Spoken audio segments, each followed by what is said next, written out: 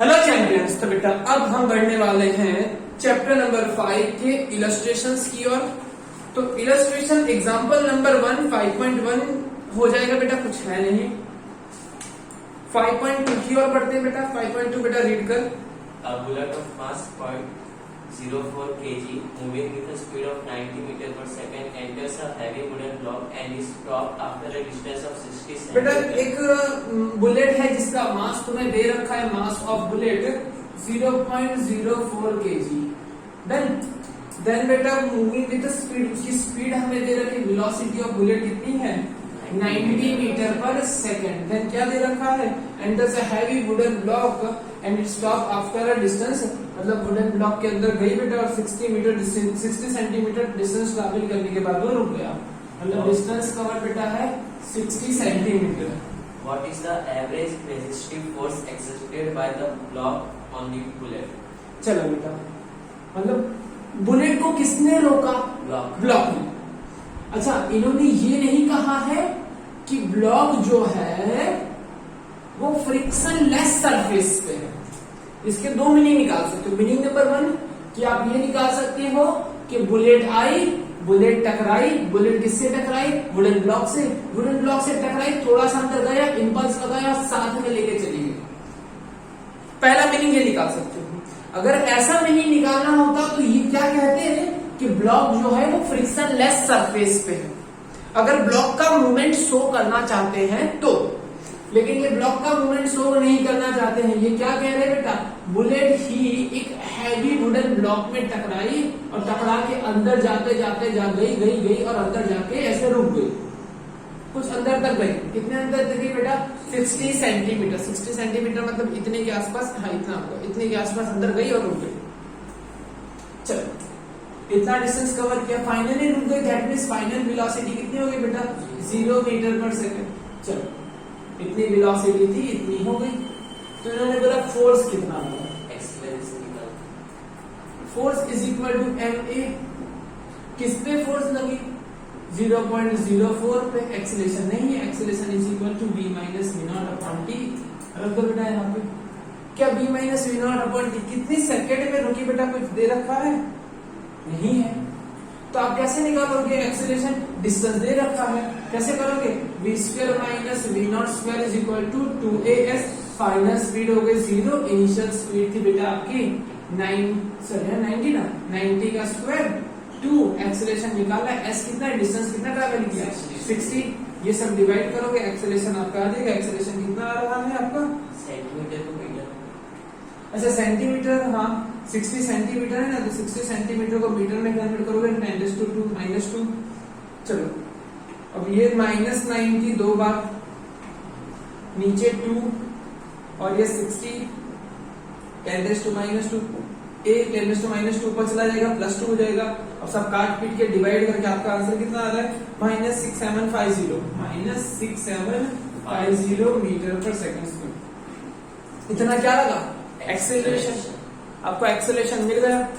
Acceleration की value यहाँ पे रख दीजिए -6750। अभी इसे माइनस मत कर देना, ठीक है, मल्टीप्लीकेशन में, और मल्टीप्लाई करके आपका वैल्यू आंसर कितना हो जाएगा बेटा 270 न्यूटन। वो भी -270 न्यूटन। माइनस इंडिकेट कर रहा है रेजिस्टिव फोर्स। कौन सा फोर्स बेटा, रेजिस्टिव फोर्स। चलो क्वेश्चन नंबर 3 की ओर बढ़ते हैं। रीड करो बेटा।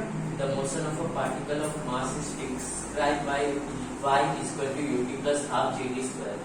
Find the force. मतलब कोई जो बॉडी है जो मूव कर रही है उसका पाथ किस तरीके से डिस्क्राइब हुआ है बेटा, y is equal to ut plus half gt square. हाँ, Find the force acting on the particle. अच्छा उस पे फोर्स कितनी लग रही है ये हमें निकालना है। चलो एक्सरसाइज इलस्ट्रेशन का कौन सा है बेटा 5.3, इलस्ट्रेशन नंबर 5.3। चलो पोजीशन दे रखा है y is equal to ut plus half gt square. अच्छा मुझे फोर्स निकालने के लिए क्या चाहिए बेटा, F is equal to ma। मुझे एक्सेलरेशन चाहिए कि इस बॉडी पे कितना एक्सेलरेशन लग रहा है, तो मैं क्या निकाल सकता हूं बेटा, फोर्स निकाल सकता हूं। चलो ओके, क्लियर है, पक्का, कोई कंफ्यूजन है ना। तो एक्सेलरेशन निकालने के लिए पहले मैं क्या करूंगा, इसको डिफरेंशिएट करूंगा, वेलोसिटी मिलेगी। ये u हो गया u plus half 2 आ गया, मतलब पावर आ गया ये 2 GT, पावर आ गई, पावर कम होगी, पावर आ गया थी, पावर कम होती है, हाँ है ना, ये कर दिया बेटा u प्लस GT, ये मिल गया बेटा। अब इसको अगेन डिफरेंशिएट करूंगा तो मुझे a मिलेगा dv बाई dt, तो u तो कांस्टेंट है बेटा, इसके साथ में e है नहीं, 0, g t की पावर 1 थी, कितने हो गए 1 आ गया है ना, तो ये हो गया g a is equal to g, a की वैल्यू यहाँ पे g रख दो, mg खत्म, इतना फोर्स लग रहा है। नेक्स्ट क्वेश्चन की ओर बढ़ते हैं, जो हमारे पास है बेटा fourth question. A batsman bats a ball straight in the direction of the bowler without changing its initial speed of 12 meters per second. If the mass of the ball is 0.15 kg, determine the impulse imparted to the ball. Assume linear motion of the ball. अच्छा, question कौन सा है 5.4, illustration का 5.4। मान लो बेटा ये bat है, ball यहां से आया, मास कितना था 0.15 kg. मास है 0.15 kg मास का बॉडी, मास का बॉल, कितनी वेलोसिटी से आ रहा है, इस तरफ 12 meters per second. इस तरफ आ रहा है, अगर इसको प्लस लोगे 12 मीटर पर सेकेंड तो रिटर्न जाने वाला माइनस, अगर आप इसे माइनस लोगे है ना, तो जब टकराएगा, टकरा के रिटर्न वापस जाएगा तो वो वेलोसिटी हो जाएगी प्लस 12 मीटर पर सेकेंड। ये कितना है बेटा, ये तुम्हारा जो है वेलोसिटी है वो है माइनस 12 मीटर पर सेकेंड। चलो, फोर्स इज इक्वल टू क्या होता है बेटा ma, बट यहाँ पे तुम्हें क्या पूछा है, फोर्स पूछा है, क्या पूछा है, इम्पल्स पूछा है। इम्पल्स दैट मीन्स, इम्पल्स मतलब क्या होता है, चेंज इन मोमेंटम, है ना, इम्पल्स मतलब क्या होता है, impulse that is equal to change in momentum, delta p, p final minus p initial. चलो, अगर मैं इसे V1 कह दूं, इसे क्या कह दूं, V2 कह दूं, m V2 minus m V1, m common V2 minus V1, m की वैल्यू कितनी है 0.15, V2 कितना है प्लस 12, V1 कितना है माइनस 12। अच्छा, यहाँ पे वेक्टर वेक्टर हमने क्यों ले लिया, क्यों कि उन्होंने बोला लीनियर मोशन हो रहा है, एक ही डायरेक्शन में हो रहा है। अगर देखो वेक्टर लिया नहीं, बट मैंने वेक्टर को लॉजिकली ले लिया, अगर ये डायरेक्शन माइनस तो ये डायरेक्शन प्लस, प्लस माइनस मैंने ले लिया, मतलब वेक्टर का खेल मैंने कर लिया है। क्या हो गया 24, काम खत्म, 3.6 न्यूटन इंटू सेकेंड इम्पल्स मिल गया। चलो नेक्स्ट क्वेश्चन जो हमारा है 5.5। Two identical billiard balls strike a rigid ball with the same speed but a different angle and get reflected without any change in speed. As shown in figure, what is the direction of the force on the ball due to each ball? The ratio of the magnitudes of impulse imparted to the balls by ball.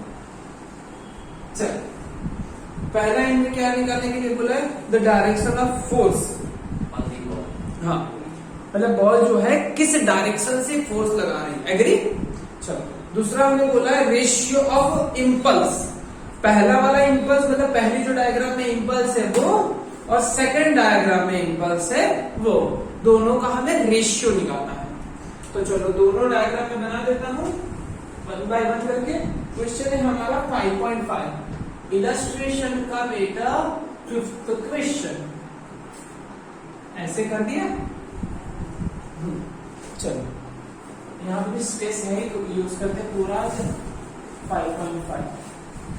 चलो, ये रहा पहला, ऐसे ये wall है ऐसे, है ना, यहाँ पे लीनियर मूवमेंट, लीनियर मोशन हो रहा है, ऐसे गया और टकरा के भी वापस ऐसे गया, v वेलोसिटी से गया और v वेलोसिटी से वापस आ गया, लेकिन ये u दिया ना, चलो u दिया तो u ले लेते, u से गया और u से वापस आ गया, कोई कंफ्यूजन। मास कितना था, m मास गया और m मास वापस आ गया, बट एक को आपको पॉजिटिव लेना होगा, एक को आपको नेगेटिव। अगर मैं ये डायरेक्शन को पॉजिटिव ले रहा हूं तो ये डायरेक्शन कैसे होगी बेटा, नेगेटिव डायरेक्शन, मतलब ये ना। चलो इसको मैंने कह दिया प्लस, इसको u1 कह दिया, इसको मैंने क्या कह दिया u2। u1 is equal to plus u और u2 is equal to minus u, है ना। आपको फोर्स की डायरेक्शन लगाना बतानी है, फोर्स की डायरेक्शन। चलो मैं कहूं फोर्स ड्यू टू, है ना, force on ball by ball. Ball ने किस डायरेक्शन में फोर्स लगाया, बॉल ऐसी गई तो बॉल ने किस डायरेक्शन में एक्शन लगाया, है ना। एक्शन किस, बॉल पे एक्शन लगा इस डायरेक्शन में और रिएक्शन आया इस डायरेक्शन में। चलो तो फोर्स तो समझ में आ गया। अब हम इंपल्स के बारे में बात करते हैं। इंपल्स, इंपल्स मतलब क्या होता है बेटा, change in momentum, change in momentum. अच्छा, चेंज इन मोमेंटम कैसे निकाले, कैसे निकाले, कैसे निकाले, final momentum minus initial momentum. Final momentum कितना, mu2, initial momentum mu1, mm common, u2 minus u1। u2 कितना है, माइनस u, और u1 कितना है, प्लस u। u हो गया, मतलब u मतलब 2u, mu वो भी 2 बार, वो भी आगे माइनस। इतना मोमेंटम में चेंजेस आया, क्लियर। इसको हम कहते हैं इंपल्स। अब सेकंड डायग्राम पे देख लेते हैं। सेकंड डायग्राम में क्या है, वही बॉल।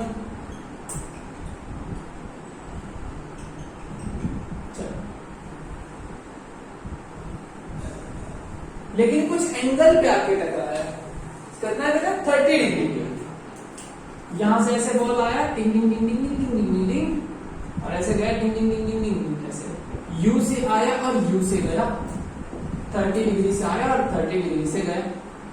क्या इसके कंपोनेंट निकाल सकता हूं, हाँ जी सर। अरे कंपोनेंट निकालते हैं। U के दो ऐसे जा रहा है ना, ऐसे नीचे जा रहा है, ऐसे नीचे, तो इसके दो कंपोनेंट होगा, एक ऐसे और एक ऐसे। डाउनवर्ड जा रहा है मतलब ऐसे जा रहा है, देखो ना ही सीधा जा रहा है ना ही नीचे जा रहा है, जैसे क्रॉस में नीचे जा रहा है मतलब डाउनवर्ड भी आएगा। एक कंपोनेंट ऐसे निकलेगा डाउनवर्ड, और एक कंपोनेंट ऐसे निकलेगा इस डायरेक्शन में, मतलब ये माइनस वाई और एक्स में जा रहा है, तो एक कंपोनेंट एक्स में और एक कंपोनेंट माइनस वाई में। चलो ये बेटा होगा, देखो थीटा के सामने वाला ये होता है ना, ये मैंने यहां बनाया है u साइन थीटा, और u के पास वाला है ना, थीटा के पास वाला, तो ये है u cos थीटा। चलो अब ये ऐसे निकला, ऐसे गया, अब ये क्या बेटा, देखो ये ऐसे भी जा रहा है और ऐसे भी जा रहा है, नीचे जा रहा है। नीचे मतलब कौन से बेटा, देखो नीचे मतलब कौन सा, देखो ऐसे जा रहा है, मतलब x में भी जा रहा है, मतलब कौन से x, माइनस एक्स में जा रहा है और माइनस वाई में जा रहा है, तो मतलब ये रिटर्न हुआ यहाँ पे भी ऐसे ऐसे u cos थीटा मतलब पास वाली साइड, और ये बेटा क्या हो गया u sin थीटा। बोलो क्लियर है। चलो इसका दूसरा भी डायग्राम बना देता हूं, ध्यान से देखना, तुम्हारी समझ के लिए दूसरा डायग्राम बना रहा हूं ऐसे।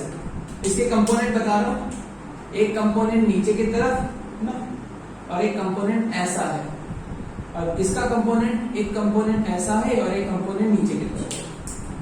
अगर बेटा ये u है तो ये है u cos थीटा और ये है u sin थीटा। अगर ये u है तो है ये u cos थीटा और ये है बेटा u sin थीटा, बट ये उल्टी डायरेक्शन में है u cos थीटा, तो दैट्स व्हाई ये माइनस। क्लियर, कोई कंफ्यूजन है नहीं ना। चलो I want to find out force. Force मुझे निकालना बेटा, फोर्स मतलब फोर्स कहां मिलता है, जहां पे मोमेंटम में चेंजेस आता है।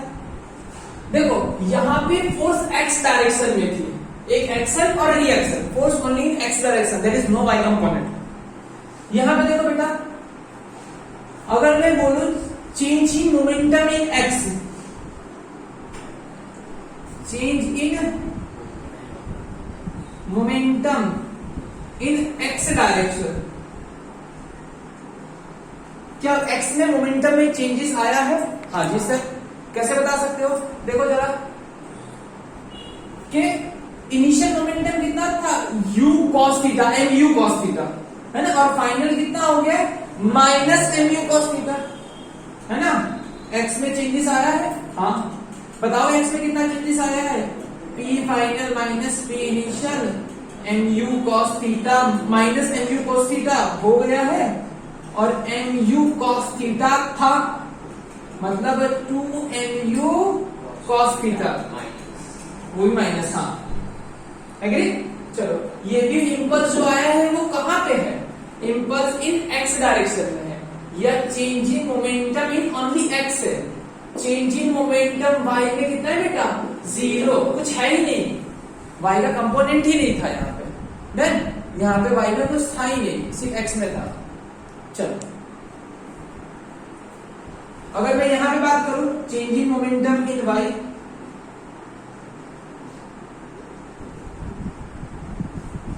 चेंजिंग मोमेंटम इन वाई, तो delta p y, delta p y कितना होगा? P final minus p initial, लिखा दो p final minus p initial. Momentum पहले कितना था? mu sin थीटा, और फाइनल भी कितना है? mu sin theta, mu sin theta है, और पहले भी mu sin थीटा था, मतलब there is no change in y direction. Agree. जिस डायरेक्शन में मोमेंटम में चेंजेस आता है वहीं पे तो क्या होता है बेटा? Force. According to Newton second law F is equal to rate of change of momentum. जिस डायरेक्शन में मोमेंटम का चेंजेस आएगा उसी डायरेक्शन में क्या लगेगी? फोर्स। मोमेंटम का चेंजेस किस डायरेक्शन में आता है? जिस डायरेक्शन में वेलोसिटी चेंज होती है। अगर मैं मोमेंटम लिखूं final momentum minus initial momentum, है ना, इसको मैं कह सकता हूं v final minus v initial, है ना। mm कॉमन निकाल लोगे तो क्या आएगा बेटा? v final minus initial. Velocity में जिस डायरेक्शन में चेंज आता है उसी डायरेक्शन में तो फोर्स। मैंने तुम्हें स्टेटमेंट रखने के लिए बोला था, स्टेटमेंट फटाफट बोल दे बेटा। लॉज ऑफ मोशन का सबसे इंपॉर्टेंट स्टेटमेंट, जहां पे फोर्स है वहां पे एक्सेलरेशन, जहां पे एक्सेलरेशन है वहां पे फोर्स है। अगर वेलोसिटी चेंज हो रही that means acceleration, that means force. सबसे इंपॉर्टेंट स्टेटमेंट, जिस डायरेक्शन में फोर्स है उसी डायरेक्शन में एक्सेलरेशन, और जिस डायरेक्शन में एक्सेलरेशन है उसी डायरेक्शन में change in velocity. Change in velocity की डायरेक्शन चेंज इन मोमेंटम की डायरेक्शन सेम होती है। चेंज इन वेलोसिटी को मल्टीप्लाई में कर दूं मास से तो चेंज इन मोमेंटम मिल जाता है। क्लियर? इतने स्टेटमेंट याद रख लो, बस काम खत्म। लॉज ऑफ मोशन के है ना बहुत से मतलब कॉन्सेप्ट हल गए, खत्म। चलो आपको निकालना था इम्पल्स, आपने इम्पल्स निकाल दिया। चेंज इन मोमेंटम को हम क्या कहते हैं बेटा? इम्पल्स। चेंज इन मोमेंटम को हम क्या कहते हैं? इम्पल्स। आपने x में इम्पल्स निकाला, यहाँ पे भी x में इम्पल्स निकल आया। यहाँ पे y में इम्पल्स 0, यहाँ पे भी y में इम्पल्स 0। आपको रेशियो लेना था तो सिर्फ x का ले सकते हो, y में तो 0 है। आपको रेशियो चाहिए ना, चलो ले लेते हैं। ये वाला मतलब इसको कह देते हैं हम, इसको 1 नाम दे दिया, इसको नाम दे दिया 2। ये डायरेक्ट ही रेशियो ले लेते हैं, दोनों का रेशियो ले लो बेटा। तो ये कितना आएगा? Ratio of impulses of 2 observation या 2 डायग्राम्स, जो भी इंसिडेंस है बेटा, -2mu cos theta upon -2mu minus 2mm। जाहिर से बेटा आंसर कितना आया? cos theta. खत्म, कुछ अब खत्म। हाँ थीटा की जगह पे 30 degree, cos 30 degree, cos 30 degree कितना होता है बेटा? √3/2। काम वो भी खत्म। इसमें 2mu ऊपर ले लिया। हाँ तो बेटा रेशियो इन्होंने ये लिया है, पहला अपन दूसरा, हमने सेकंड अपन फर्स्ट लिया है। रेशियो तो इन्होंने बोल रखा, मेंशन थोड़ा कर रखा इसकी अपॉन ये। अगर ऐसा कुछ होता तो वो भी ले लो, कोई दिक्कत नहीं है। चलो अब बेटा इसके बाद इसका स्क्रीनशॉट वगैरह ले सकते हो आप, लेकिन इसके बाद वाला जो क्वेश्चन है बहुत तगड़ा अच्छा वाला क्वेश्चन है बेटा। मतलब ऐसे कुछ हार्ड नहीं है, मतलब तगड़ा कह दिया इसका मतलब हार्ड नहीं है, लेकिन कॉन्सेप्चुअल है, मजा आएगा, ऐसे क्वेश्चन पढ़ने में मजा आते हैं। चलो ठीक है, स्क्रीनशॉट ले लिया। नेक्स्ट क्वेश्चन की ओर। हाँ 5.6 रीड कर बेटा। See figure mass of 6 kg is suspended by। चल बेटा पहले मैं क्या कर रहा हूँ, मैं फिगर बना देता हूँ, उसके बाद रीड किया जाए।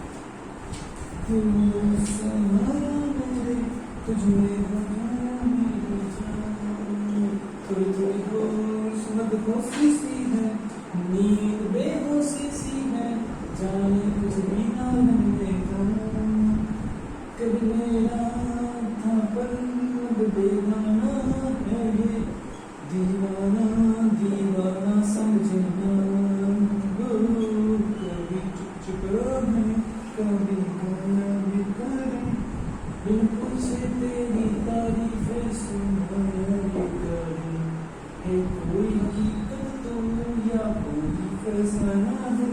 चलो बेटा जो डायग्राम दिया हुआ है और इस डायग्राम को हम स्टेटमेंट वाइज बना सकते हैं। बेटा चलो पढ़ो। A mass of 6 kg is suspended by a rope of length 2 meter। 2 metre की लेंथ की एक रोप है जिसमें हमने कितना केजी, 6 केजी लटका दिया। आगे A force of 50 Newton in the horizontal direction is applied at the midpoint P of the। अच्छा हुआ क्या बेटा, मेरे पास एक स्ट्रिंग है, एक सपोर्ट है जिससे मैंने डोरी को ऐसे लटकाया था। लेंथ थी डोरी की 2 मीटर, जिसके नीचे मास था 6 केजी, है ना, 6 केजी मास था।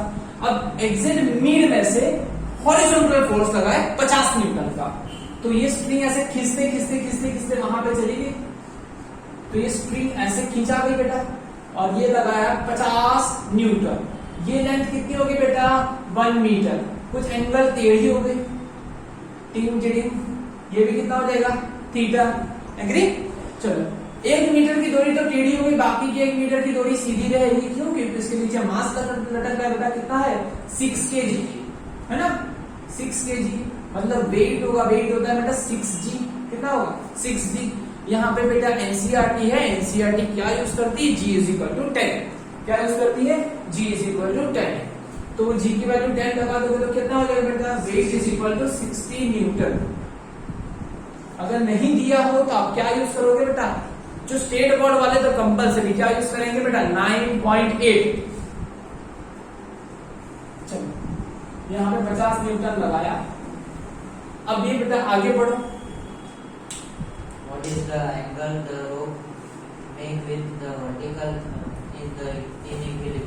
इक्विलिब्रियम, इक्विलिब्रियम कंडीशन मतलब इसने खींचा तो ये यहाँ जाके रुक गई है, ना इधर चली ना इधर चली ना ऊपर चली ना नीचे चली, यहाँ पे जाके वो फंस गई। एग्री। मतलब कैसी कंडीशन में, ये पॉइंट बैलेंस्ड कंडीशन में है।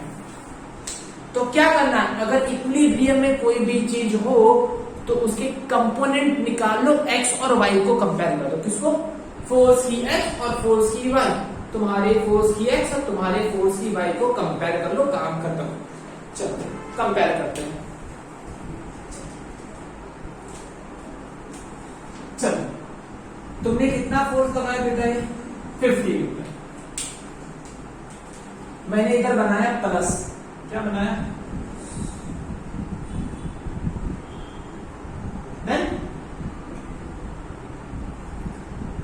ये दूरी है, दूरी पे तुमने ऐसे खींचा है, तो इस दूरी के अंदर क्या आ जाता है बेटा, टेंशन। क्या आ गया, टेंशन। टेंशन क्या करता है, हमेशा खुद को छोटा, टेंशन की वजह से दूरी हमेशा खुद को छोटा करने की, मतलब छोटा करने की कोशिश करती है। तो दूरी हमेशा अपने आप को सिकोड़ने के लिए क्या करेगी बेटा, ऐसे लगाएगी टेंशन, इधर से ऊपर खींचेगी, ऊपर से ये करेगी, मेरे को भाई छोड़ दे, मेरे को जाने दे, मेरे को छोटा रहने दे। चलो इसको मैंने क्या किया, टेंशन। टेंशन के 2 कंपोनेंट हो जाएंगे बेटा, पास वाला कंपोनेंट क्या हो जाएगा बेटा, cos थीटा, और ये वाला कंपोनेंट मैंने यहां बना दिया, देखो ऐसे करना ट्राइंगल, टी को मैंने तोड़ दिया 1 और 2, 1 और 2, ट्राइंगल बन गया ना। तो ये टी cos थीटा को मैं यहां लिख सकता हूं, ये सॉरी टी साइन थीटा को, ये हो गया बेटा तुम्हारा टी साइन थीटा। चलो एग्री। ऐसे तो मैं डायरेक्ट बैलेंस कर सकता हूं, टी cos थीटा किसको बैलेंस कर रहा है, किसकी अगेंस्ट में बेटा, डायरेक्टली ये लिख सकता हूं, है ना, डायरेक्टली 60 न्यूटन लिख सकता हूं कि जो टी cos थीटा है, जगह है, हाँ ये मस्त। चलो T cos theta, T sine theta किसको बैलेंस कर रहा है बेटा, टी साइन थीटा बैलेंस कर रहा है 50 न्यूटन को, और टी cos थीटा किसको बैलेंस कर रहा है बेटा, 60 न्यूटन को। देन दोनों का रेशियो ले लो, इक्वेशन 1 इक्वेशन 2 જાય છે, टी टी स्वाहा sine theta by cos theta, tan theta 5/6, 5/6 theta is equal to, कर लो बेटा, tan इनवर्स 5/6 0.83 आ गया, थीटा मिल गया, थीटा मिल जाएगा, किसी भी फॉर्मूला में रख दो तुम्हें टेंशन मिल जाएगा, काम खत्म। चलिए अगर तुम्हें पूछा हो कि इस रोप के अंदर टेंशन कितना ऊपर वाले पार्ट में, तो ये टेंशन, इस टेंशन को मैंने नाम दिया tension T1 T1 T1 T1 T1, लेकिन एक जगह पर टेंशन और है, ये अगर तुमसे बोला है लोअर पार्ट, मतलब बाकी की जो 1 मीटर की स्ट्रिंग है इसमें टेंशन कितना है, तो कैसे निकालोगे भाई, इसको कौन खींच रहा है नीचे की तरफ, ये अगर इसको छोड़ दो, इसको हटा दो, तो ये तो फ्री होगी ना, इसमें कोई टेंशन नहीं है, ऐसी लटकती रहेगी ऐसे, है ना। अच्छा तो इसको टेंशन नीचे की तरफ खींचे, तो टेंशन क्या करेगी भाई, मुझे छोटा कर दो, मुझे छोटा कर दो, है ना, ऐसे करेगी। चलो तो ये टेंशन लगाएगी, तो ये टेंशन किसका होगा, अगर पूछा हो तो ये टेंशन, तो इसको देखो बेटा, बैलेंस कंडीशन में टेंशन किसको रोक रही है बेटा, 60 न्यूटन को, direct tension T2 is equal to 60 Newton.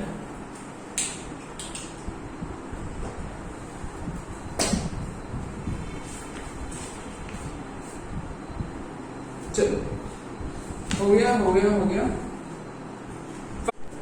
बढ़ते बेटा हम चैप्टर 7th क्वेश्चन की ओर, है ना, इलस्ट्रेशन नंबर 7। चल बेटा रीड कर। Determine the maximum acceleration of train in a which a ball, मतलब हमें मैक्सिमम एक्सेलरेशन निकालना है कोई सिचुएशन में। आगे in a box lying on its floor will remain stationary given the coefficient of static friction between the box and of the train floor is 0.50. Okay, मतलब static coefficient दे रखा है बेटा 0.50 ना, 0.15 ओके। चलो ये यूनिट लेस होता है, static coefficient क्या होता है बेटा, रफनेस मेजर करती है कि कितना भाई रफ है, जितना म्यू की वैल्यू ज्यादा उतना रफ, जितना म्यू की वैल्यू कम उतना कम रफ। अच्छा बेटा हो क्या रहा है, मतलब अगर मैं फ्रिक्शन 0 कर दूं, अगर मेरा फ्रिक्शन 0 होता, मतलब अगर मेरा फ्रिक्शन 0 हो तो मान ले, देखना ऐसा क्या होगा पता है, देखो ये मार्कर है, मार्कर पे मैंने एक मार्कर रख रखी है, ठीक है, ऊपर वाली मार्कर कैसी बेटा, रेस्ट कंडीशन में, ऊपर वाली मार्कर कैसी बेटा, रेस्ट कंडीशन में ऐसे है। अगर मैं क्या करूंगा, नीचे वाली मार्कर को ऐसे हटा दूं ना, तो ऊपर वाली मार्कर उसी जगह पे रहनी चाहिए और गिर जानी चाहिए। लेकिन होता क्या है, मैं क्या कर रहा हूँ बेटा, इसको ऐसे जब ऐसे खसकाता हूँ ना बेटा, तो ये साथ में मार्कर चल रही है, एक समझ आ रहा, देखो ये फ्लोर है, ये डस्टर है, अब मैं इसे ऐसे खसा रहा हूं बेटा, क्यों नहीं डस्टर हिल रहा है बेटा, डस्टर साथ में, ड्यू टू इसके साथ चिपका हुआ है, रुका हुआ है, फंसा हुआ है, वो फंसा हुआ वाला फोर्स कौन है बेटा, फ्रिक्शन फोर्स। लेकिन बेटा मैं ऐसे खस, देखो साइड में आ गया, जैसे मैंने क्या किया, ऐसे किया, देखो साइड में आ गया, कोने पे आ गया, तो ये क्या है बेटा, मैंने फ्रिक्शन की लिमिट से ज्यादा फोर्स से एक्सीलरेट कर दिया इसको। इसके एक्सीलरेशन की एक लिमिट थी, तब तक वो स्लाइड नहीं करता, खसकता नहीं, लेकिन मैंने क्या कर दिया, ज्यादा कर दिया, देखो गिर गया। क्लियर है, एक लिमिट से ज्यादा। चलो जैसे मैं इसे एक्सेलरेट करूंगा आगे की तरफ, है ना, इसे मैं एक्सेलरेट करूंगा आगे की तरफ, इससे एक फोर्स लगती है पीछे की तरफ, जैसे पेंडुलम लटका हुआ है ट्रेन के अंदर। मान लो ट्रेन के में ऐसे पेंडुलम लटका हुआ है, ट्रेन ऐसे आगे जाएगी ना, ऐसे एकदम स्पीड में आगे जाएगी, पेंडुलम पीछे आगे धड़ाके मारेगा। क्लियर ना? वो कौन सी फोर्स बोलते हैं? Pseudo force. कौन सी फोर्स? Pseudo force. पीछे की तरफ एक फोर्स लगेगी, पीछे की तरफ एक फोर्स लगती है, स्यूडो फोर्स। इनर्शिया में रहने, रेस्ट में रहने की कोशिश करता, भाई मैं रेस्ट में हूं, मैं रेस्ट में रहने की कोशिश करूंगा, बट इसे आगे कौन लेके जा रहा है बेटा? फ्रिक्शन। अच्छा, फ्रिक्शन की एक लिमिट, मैक्सिमम फ्रिक्शन की एक लिमिट है कि भाई इतना मैक्सिमम से मैक्सिमम फ्रिक्शन लगा सकते हैं। अच्छा, पीछे लग रहा है F उल्टी डायरेक्शन में, अगर दोनों बैलेंस हो गए तब तक चलेगा, लेकिन अगर इसकी वैल्यू ज्यादा हो गई फ्रिक्शन से तो नहीं चलेगा। मतलब आप फोर्स लगा सकते हैं फ्रिक्शन तक, अगर फ्रिक्शन मैक्सिमम स्टैटिक फ्रिक्शन से ज्यादा फोर्स लगा दिया तो क्या करेगा? चलने लगेगा, फिर आप रुके रहेगा नहीं। चलो, फ्रिक्शन मतलब सॉरी फोर्स मतलब क्या हो गया? एम मास पे पीछे की तरफ एक्सेलरेशन लगा, ma। फ्रिक्शन, फ्रिक्शन की वैल्यू क्या होती है? μs into N. ये बॉडी जो है, बॉडी कैसे बेटा? रेस्ट में है, एन क्या होगा? एन ऊपर की तरफ, नॉर्मल क्या लगेगा? ऊपर की तरफ, और ये तुम्हारा mg। यहां मैं कह सकता हूं n is equal to mg। इस वाले केस में तुम्हारा नॉर्मल किसके बराबर होगा बेटा? mg के बराबर। क्लियर है? चलो, ma μs, और ये क्या हो गया बेटा? mg। m से m चला गया, म्यू की वैल्यू लगा दो, म्यू की वैल्यू कितनी थी बेटा? μs इज इक्वल टू 0.15 था, लगा दो। Acceleration is equal to 0.15 time g, 0.15 into g की वैल्यू जो भी है तो ऐसे ही रहने दो, 0.15 जी एक्सेलरेशन तुम्हें मिल गया। काम करना बस इतना ही था, मैक्सिमम एक्सेलरेशन इतना लगा सकते हो।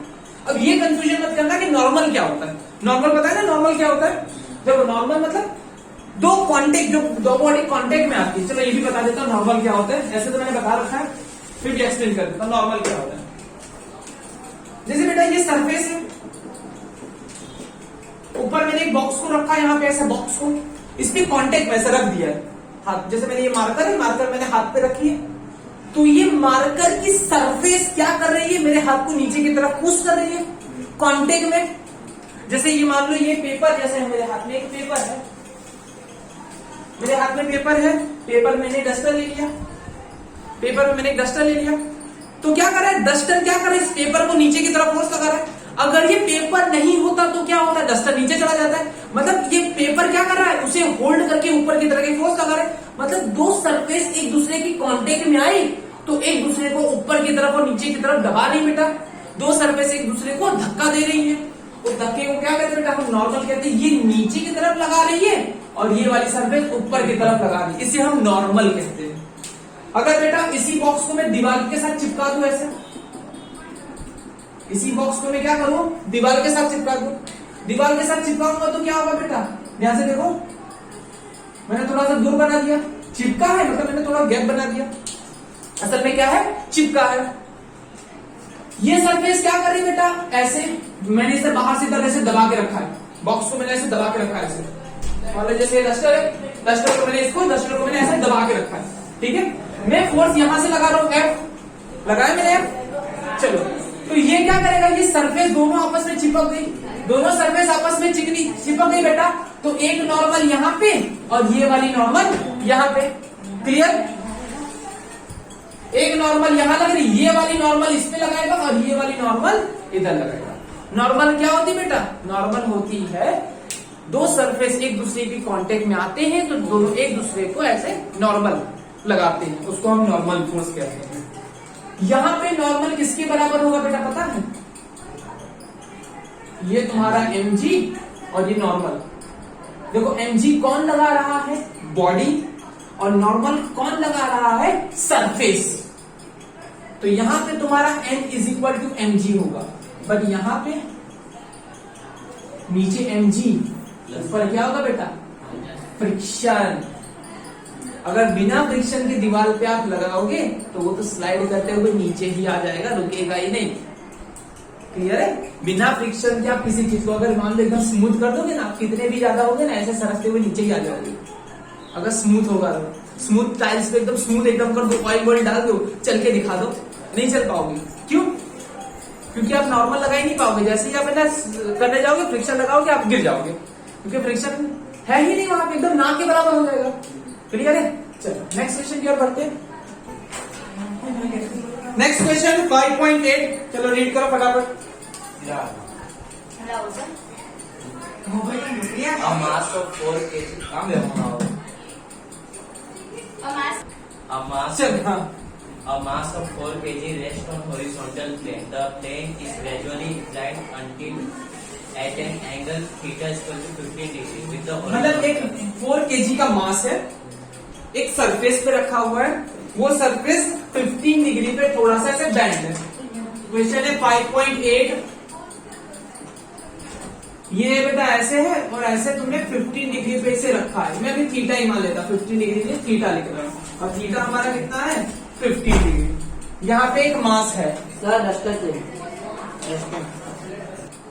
चलो थीटा डिग्री पे है और उस पर ना मास रखा हुआ, मास कितना है 4 kg। 4 kg। अगर बेटा मेरा एक सिंपल सा क्वेश्चन है, ध्यान से सुनना, अगर ये सरफेस फ्रिक्शन लेस होगी, अगर ये सरफेस फ्रिक्शन लेस होगी तो क्या होगा? स्लाइड करते हुए नीचे। अगर वहां पे रुका हुआ है दैट मीन्स फ्रिक्शन है, फ्रिक्शन है। अच्छा, इसका मास जो है, मास हमेशा डाउनवर्ड ग्रेविटी के फॉर्म में ऐसे लगता है mg। क्लियर? mg ऐसे लगता है। और नॉर्मल क्या लगेगा? हमेशा सरफेस को परपेंडिकुलर। ये सरफेस लगाएगी नॉर्मल, पकड़ के रखी है ऐसे नॉर्मल। नॉर्मल कभी सेंटर से नहीं लगता है, बात गलत, कभी सेंटर से नहीं लगता। जरूरी नहीं कि सेंटर से ही लगेगा। ये सरफेस लगा रही है ऐसे, सरफेस से लग रहा है ऐसे, ये नॉर्मल। और एक बात बता देता बेटा, ध्यान से देखना, मान लो इसका सेंटर ये है, मान लो बॉडी का सेंटर ये है, तो mg ये लगेगा, सेंटर से लगता है, सेंटर ऑफ मास से, सेंटर ऑफ ग्रेविटी से। लेकिन नॉर्मल हो सकता है यहां से लगे, हो सकता है यहां से लगे, हो सकता है यहां से लगे, फिक्स नहीं कि वो सेंटर में से लगेगा। क्लियर है? चलो नॉर्मल कौन लगा रहा है? नीचे की surface. The mass just begins to slide. What is the coefficient of static friction between the block and surface? Just slide होने लगा। जस्ट स्लाइड मतलब आपने मैक्सिमम फ्रिक्शन तक पहुंच गए। उसके मतलब जो डाउनवर्ड फोर्स लग रहा था वो किसके बराबर हो गया बेटा? फ्रिक्शन के बराबर, एकदम लिमिट तक पहुंच गए। स्टैटिक फ्रिक्शन की एकदम लिमिट आ गई कि भैया आप वो होल्ड नहीं कर पाएगा। मान लो जैसे सामने पे बॉक्स रखा, फोर्स लगाते गए लगाते गए लगाते गए, एक टाइम ऐसा आएगा कि जस्ट वो ऐसे ऐसे ऐसे ऐसे ऐसे ऐसे और स्लाइड करने लगे। तो जस्ट स्लाइड करने लगे मतलब आपने मैक्सिमम फ्रिक्शन तक पहुंच गए। चलो, अगर ये नीचे की तरफ, इसकी टेंडेंसी नीचे की तरफ जाना है तो फ्रिक्शन क्या करेगा? भाई नीचे जाने नहीं दूंगा, फ्रिक्शन लगाएगा ऊपर। बोलो क्लियर है? फ्रिक्शन लग रहा है ऊपर। अच्छा, तो मैं क्या करूंगा? मुझे कंपोनेंट निकालने पड़ेंगे। ध्यान से देखना, मैंने यहां पे ऐसे बनाया प्लस, मैंने ऐसे बनाया प्लस, ये तुम्हारा ऐसा प्लस, देखना ऐसे। ऊपर क्या है? एन। इधर क्या है? फ्रिक्शन। इधर क्या है? नहीं पता। इधर क्या है? नहीं पता। मैंने बोला इक्विलिब्रियम पोजीशन में। क्या है? इक्विलिब्रियम पोजीशन में है, फ्रिक्शन है वो मैक्सिमम है, मैक्सिमम तक पहुंच चुका है। फ्रिक्शन कहां पहुंच चुका है? मैक्सिमम तक पहुंच चुका है। देखना, जो रूल बता रहा बेटा उसी रूल से ना एंगल मेजर करना है। एंगल आपको एकदम सस्ता,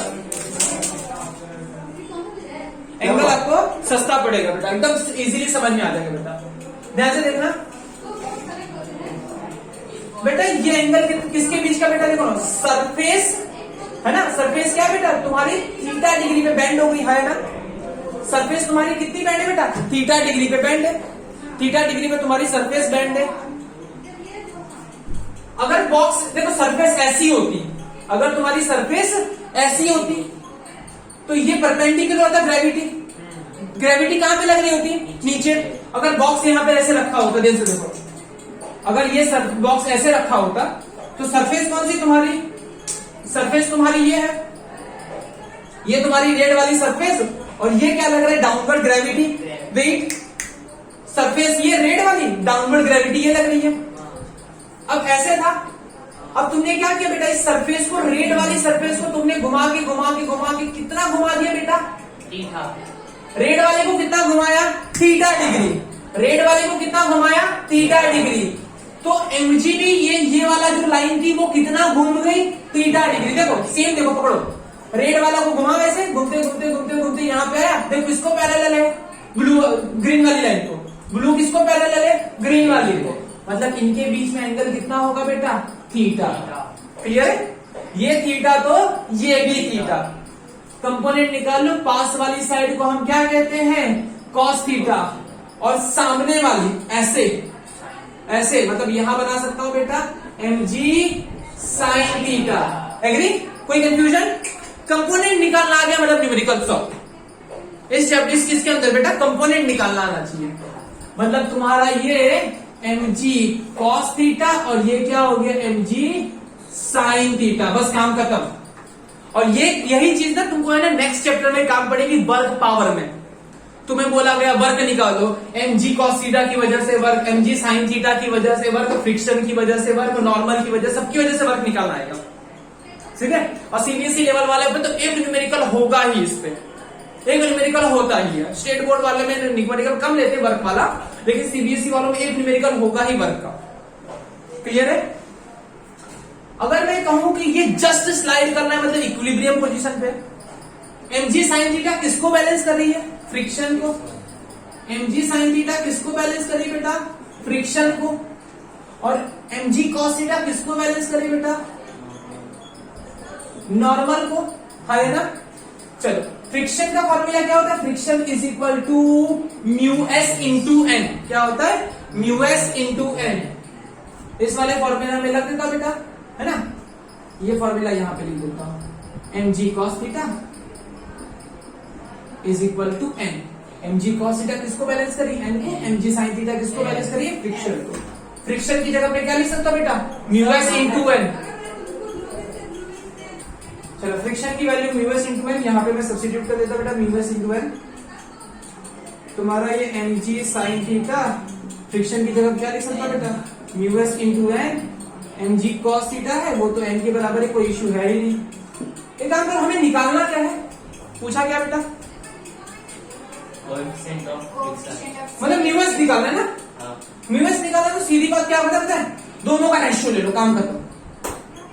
दोनों का रेशियो ले लो, mg sin theta, mg cos theta, ये इक्वेशन नंबर 1, ये इक्वेशन नंबर 2, ये यहां पे लिख देता हूं, friction is equal to mu S into N. ये जगह खाली करता हूं मैं। डन। इक्वेशन 1 इक्वेशन 2 का रेशियो ले लेता हूं, ऊपर mg sin theta equal to mu S into N, और नीचे क्या बेटा, mg cos theta is equal to mu S, mu S ये ना, सॉरी एन है, जाइछे सब कुछ जाइछे बेटा, साइन अपॉन कॉस मतलब टेन थीटा। और हमेशा याद रखना है, टेन थीटा हमेशा म्यू एस के बराबर होता है। ये थियरी भी आएगी तुम सब। Tan theta is equal to mu S, और थीटा की वैल्यू तुम्हें 15 दे रखी है। 10 15 is equal to mu S, जो भी एंगल आता होगा बेटा, जो भी वैल्यू आती होगी लिख देना, आपका आंसर आ जाएगा। क्लियर है? ये बेटा ये चीज ये थियरी भी पूछ सकते हैं ऐसे, है ना? ये थियरी एक टाइप की थियरी है। जब मैंने वो लेवल रोड बैंक रोड वाली थियरी जब कराई है ना, उसके अंदर ये चीज भी कराया है। क्लियर है? चलो,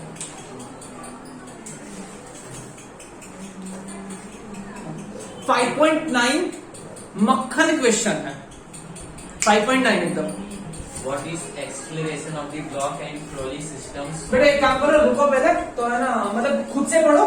इसका क्या करता हूँ मैं, पहले डायग्राम ड्रॉ करूँ फिर एक्सप्लेन करता हूँ, उसके पहले मजा नहीं आएगा।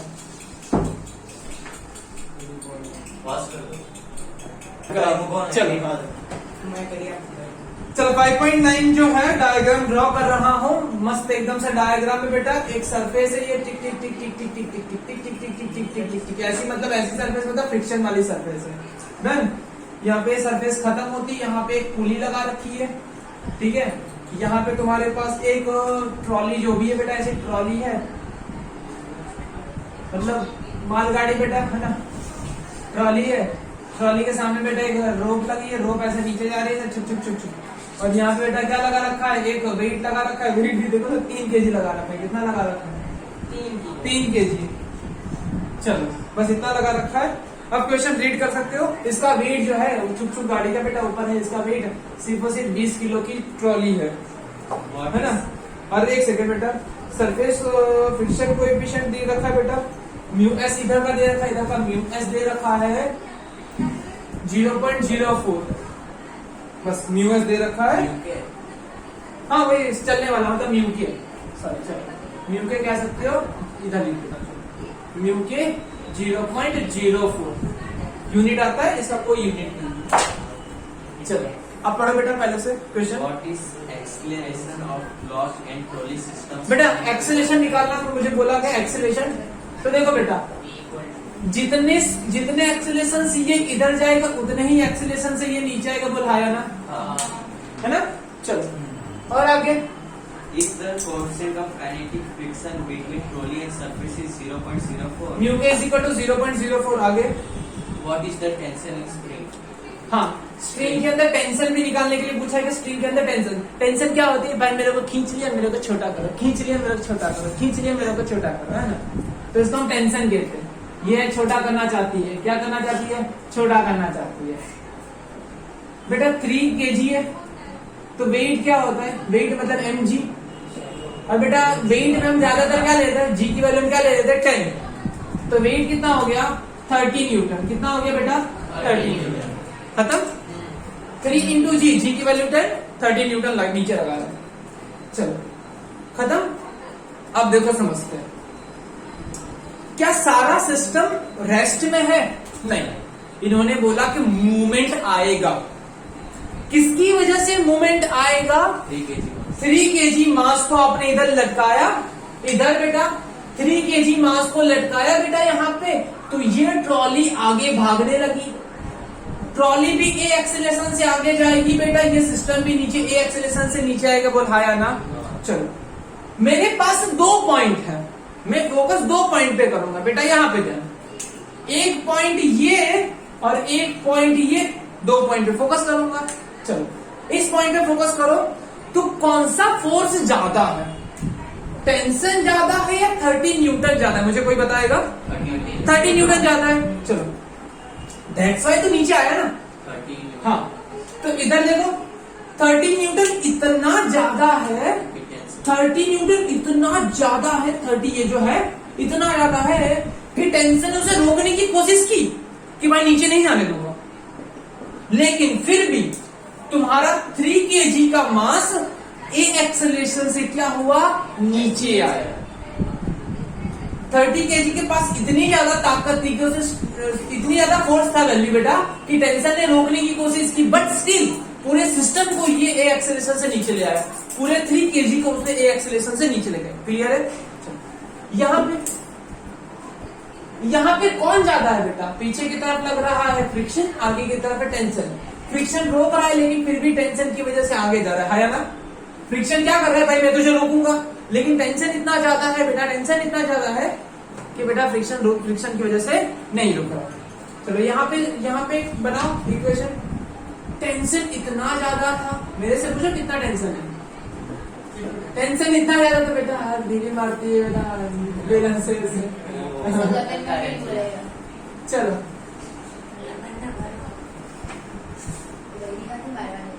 शाम को सुबह खाना बनाना होता है, कपड़े धोने होते हैं, ठीक है ना। टेंशन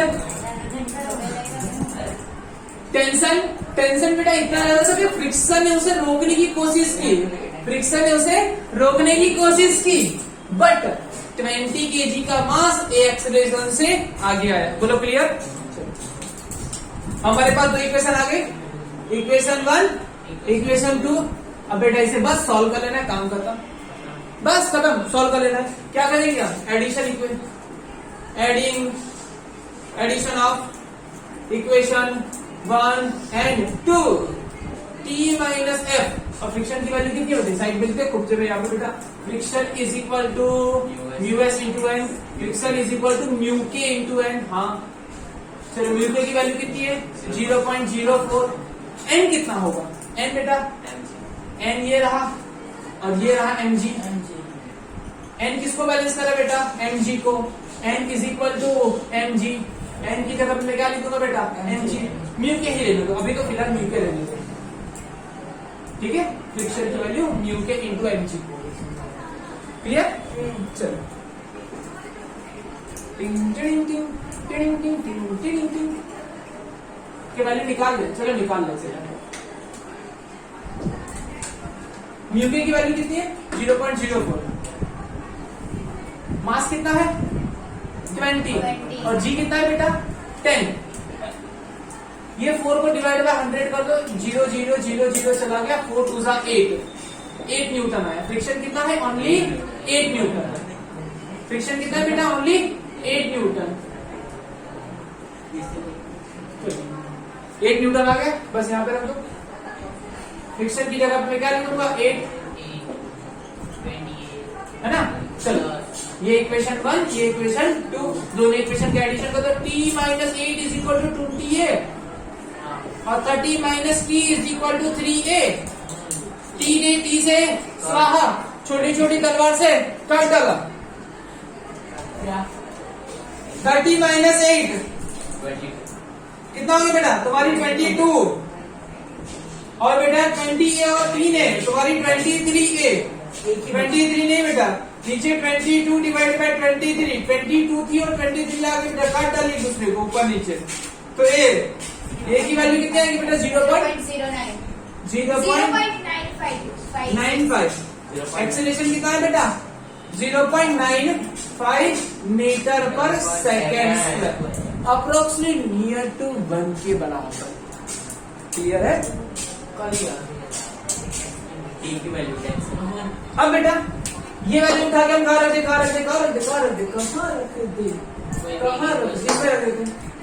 कोई भी एक equation 30 minus p is equal to 3। 80 जगह पे हमारा कितना? 0.95। ये यहाँ पे 30 माइनस ये मल्टीप्लाई करके दिखा दे बेटा, कितना हो जाएगा? 3 माइनस मतलब 2.85।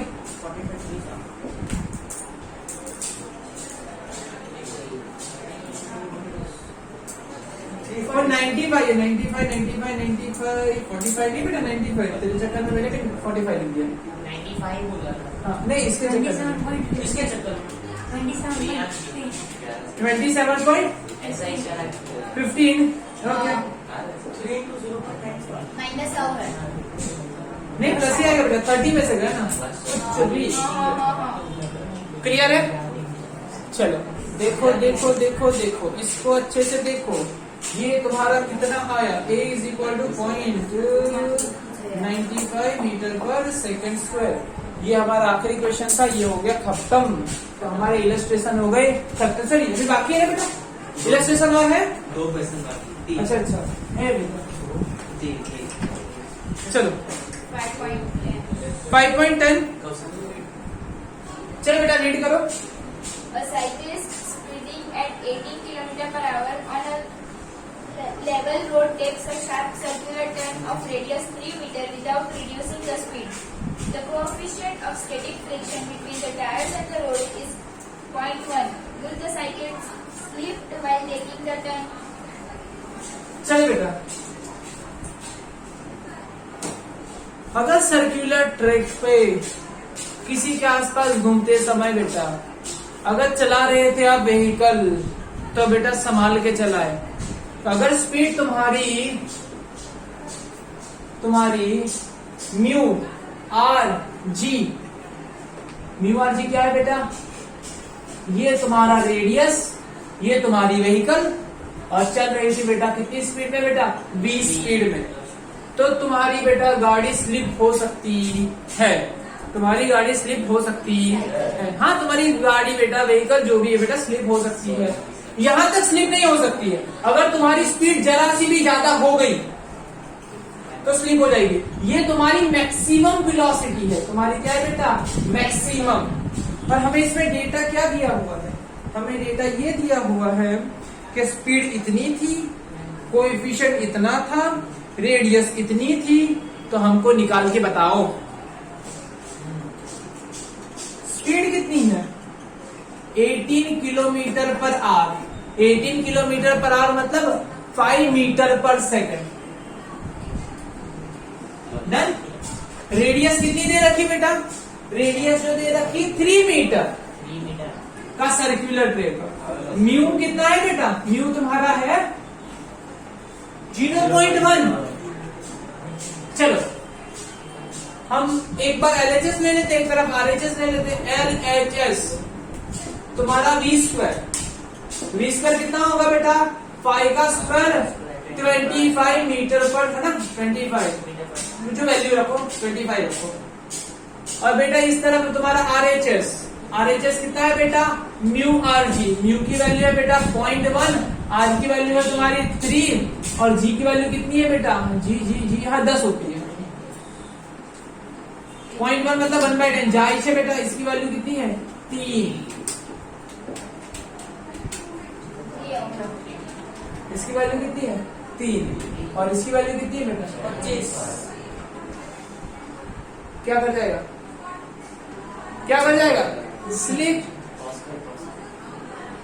चलिए बेटा, तो बेटा तुम्हारा v स्क्वायर बहुत ज्यादा है म्यू RG से। इन्होंने बोला कि आप कितनी वैल्यू तक रख सकते हो? कितनी? 3।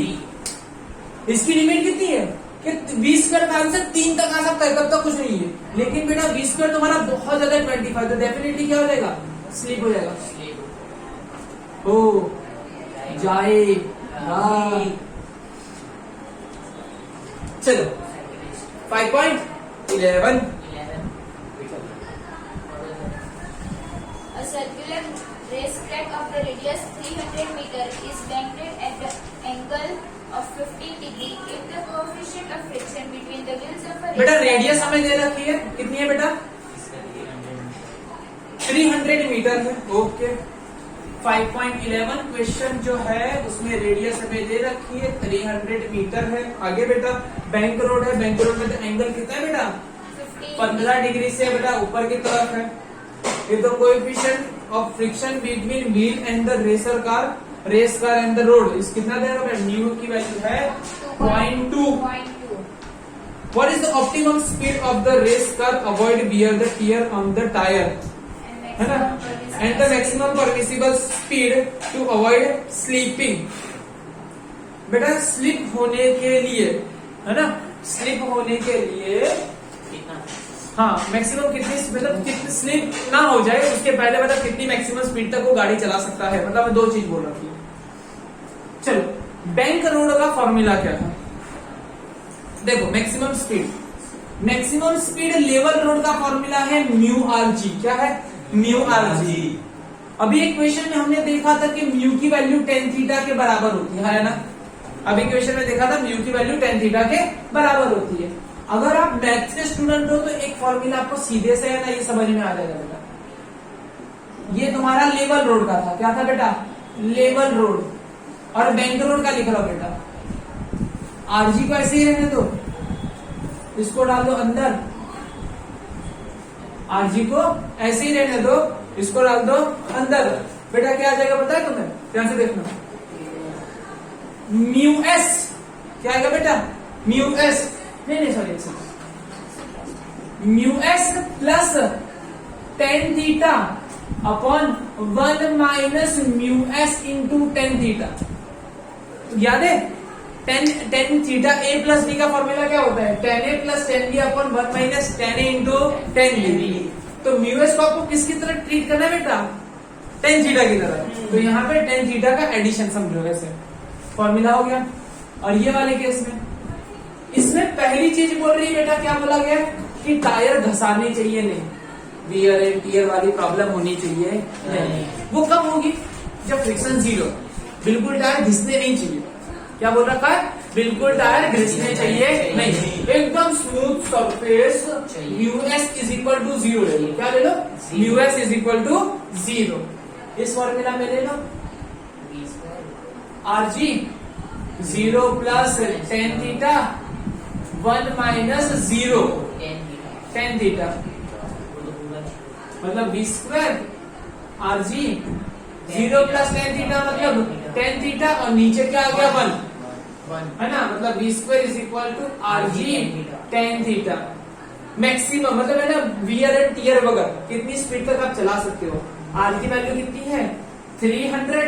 G की वैल्यू हम 10 लेते हैं और tan थीटा की जगह पे 1050 ले लूंगा। और बेटा तुम्हारे v स्क्वायर मिल जाएगा, उसका स्क्वायर रूट ले लोगे बेटा तो तुम्हें आंसर मिल जाएगा। डन, जो भी आएगा उसका रेज टू हाफ कर देना, तुम्हारा आंसर मिल जाएगा मीटर पर सेकंड v। चलो, अगर आपको फ्रिक्शन के साथ चलाना है तो आप कितनी स्पीड तक चला सकते हो? आपको फ्रिक्शन के साथ चलाना है तो मैक्सिमम स्पीड कितनी होगी? ये वाला फॉर्मूला, ये वाला, तो ये तो लेवल में पता है, ये बैक रोड का है, ये वाला फॉर्मूला काम हो गया, बस वैल्यू रखनी है। आर की वैल्यू 300, जी की वैल्यू 10, म्यूएस की वैल्यू 0.2,